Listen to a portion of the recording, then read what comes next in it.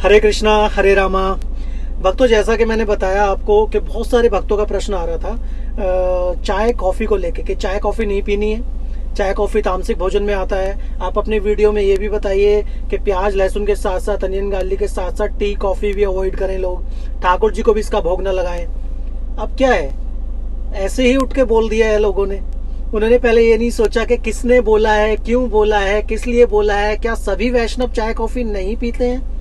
क्या सभी संत महात्मा जो श्री हरि के भक्त हैं वो चाय कॉफी नहीं पीते हैं? क्या एक वैष्णव को चाय कॉफी नहीं पीनी चाहिए?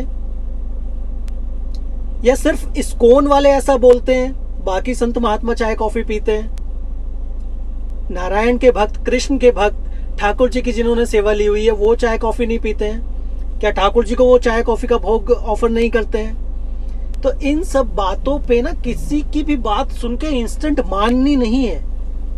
देखिए, आपके गुरु जिन्होंने आपको गुरु मंत्र दिया है, जिनसे आपने दीक्षा ली हुई है, वो तो आपको जो बोल रहे हैं वो सत्य है, आपको उसे फॉलो करना ही है। लेकिन आप कहीं भी कोई भी बात किसी के भी मुख से सुन रहे हैं, उस पर पहले अध्ययन करें, उस पर पहले गहनता से सोचें, उस चीज पे विचार विमर्श करें, देखें। आपके आसपास दूसरे संतों को निहारे, उन्हें देखें, उन्हें समझें, उनकी वाणी सुने।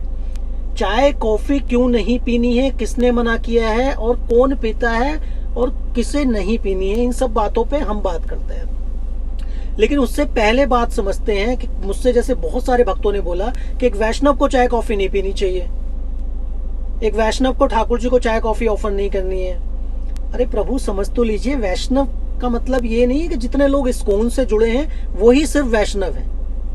जो प्रभु का तिलक धारण करते हैं, जो कंठी धारण करते हैं, तुलसी धारण करते हैं, किसी का अहित नहीं करते हैं, दिन भर हरि नाम जपते रहते हैं, सामने वाले में परमात्मा का ही रूप देखते हैं, पशु पक्षी सभी से प्रेम करते हैं, वो ही वैष्णव कहलाते हैं। चाहे वो किसी भी धर्म के हों, चाहे वो किसी भी जाति के हों, ठीक है, वो वैष्णव कहलाते हैं। चाहे उन्होंने कैसे भी वस्त्र धारण कर रखे हों, वो वैष्णव कहलाते हैं। अब चाय कॉफी के लिए किसने मना किया है, इस बात को जानते हैं आप? क्वेश्चन तो लेके आ जाते हैं हम सब, लेकिन इस बात को समझिए। मना, देखिए, किसी को भी आप सलाह मत दे दीजिए, आप फॉलो करते हैं करिए, लेकिन आप किसी को ये मत बोलिए कि वो गलत कर रहा है, ठीक है? बिल्कुल नहीं।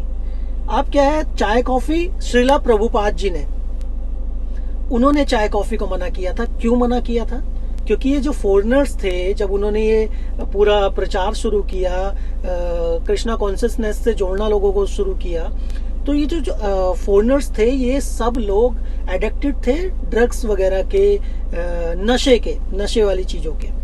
अब उन्होंने देखा कि ये इस चीज़ को शुरुआत की तो उसके एडिक्टेड हो गए।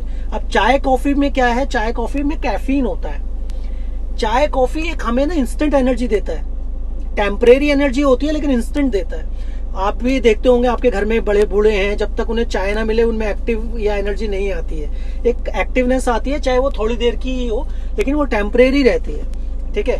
चाय कॉफ़ी क्या है, आपको हल्की सी नींद आ रही हो, सर में दर्द हो, आपको उबासी आ रही हो, आप थके हुए हो, लेकिन चाय कॉफ़ी मिल जाने से एक थोड़ी सी एनर्जी सी मिल जाती है शरीर को। वो नहीं चाहते थे कि श्रीला प्रभुपाद जी की इन चीज़ों के हैबिचुअल हो जाए, क्योंकि जब आप ये चीज़ें लेते हैं ना, ठीक है, तो धीरे धीरे इसकी क्वांटिटी भी बढ़ जाती है, बढ़ती रहती है। आप इसके हैबिचुअल हो जाते हैं, आपको ऐसा लगता है यार चाय मिल जाती तो मैं थोड़ा सा एनर्जी से आ जाती, या कॉफ़ी मिल जाती तो यार थोड़ा सर दर्द कम हो जाता।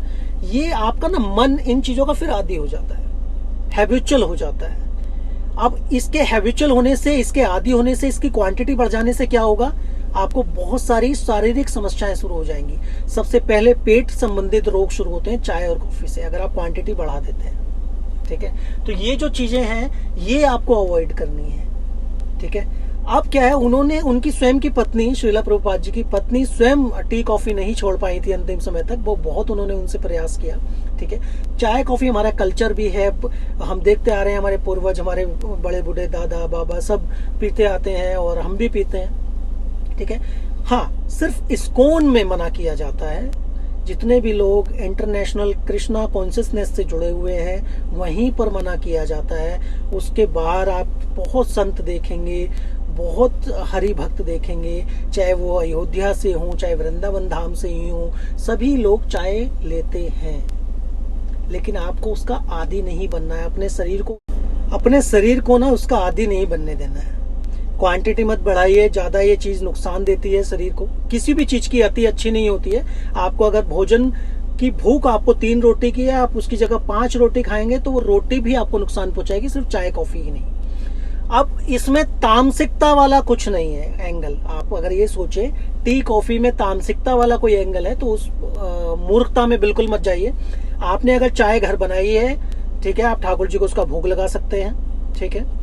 और आप खुद भी अगर पीते हैं तो मैं तो यही कहूँगा सुबह शाम 2 बार चाय पिए, या अगर आपकी इच्छा नहीं है मत पिए। अगर आप पीते हैं, रूटीन में है आपके, तो आप पी सकते हैं, उससे कोई पाप नहीं लगता है, कोई तामसिकता नहीं आती है। अगर आपकी बॉडी को, देखिए वैसे भी आयु का नहीं पता है, शरीर का नहीं पता है कितने दिन चलना है, और जितने दिन भी चलेगा ठाकुर जी की कृपा से ही चलना है। जितने दिन भी आप जीवित हैं उनकी इच्छा से जीवित हैं, चाहे आप चाय कॉफ़ी पीते हो चाहे चाय कॉफ़ी ना पीते हो, लेकिन आयु जितनी है रहेगी उतनी। इसलिए खूब दबा के भक्ति करिए। मैं तो ये कह रहा हूँ, आपको चैंटिंग करते करते, हरि नाम जपते जपते नींद आ रही है, उबासी आ रही है, तो कोई टेंशन नहीं है। तुरंत 1 कप चाय या 1 कप कॉफी पीजिए, फिर से फुर्ती, फिर से स्फूर्ति, और दबा के लग जाइए हरि नाम जपने में। आनंद मनाइए, आनंद।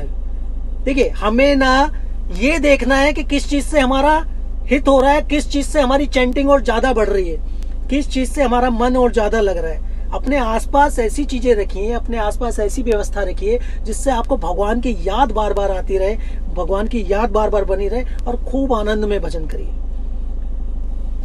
एक बार फिर से मेरा निवेदन है, आप सबसे हाथ जोड़कर निवेदन है, कोई भी कुछ भी कहता है, अगर आपके गुरु के अलावा कोई भी कुछ भी कहता है, इंक्लूडिंग मी, ठीक है, उस बात को पहले आप अच्छे से समझिए, रिसर्च करिए, जानिए। बिना जाने बिना माने कुछ भी मत करिए,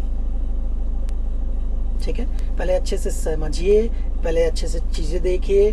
उसके बाद एक और चीज आप कर सकते हैं जो बहुत अच्छी है, आप 1 हफ्ता ऐसा करिए कि चाय कॉफी के बिना भगवान नाम का जप करिए, खूब करिए, और 1 हफ्ता आप चाय कॉफी के साथ दिन में रूटीन में चाय कॉफी लेते हैं और उसके बाद जपिए। आप अनुभव करिए कि उस हफ्ते कैसा अभ्यास रहा, उससे अगले हफ्ते कैसा अभ्यास रहा, आपको खुद अनुभव होगा। हर व्यक्ति का अलग अलग अनुभव होता है, ठीक है। श्रीला प्रभुपाद जी ने अंग्रेजों को, फॉरेनर्स को, भक्तों को किसी और कारण से चाय कॉफी के लिए मना किया था। धीरे धीरे वो चीजें नियम और रूल बन गई, और अब वो आप उस चीज को अपने आप के ऊपर थोपना चाहते हैं तो थोप सकते हैं, लेकिन वो आवश्यक नहीं है।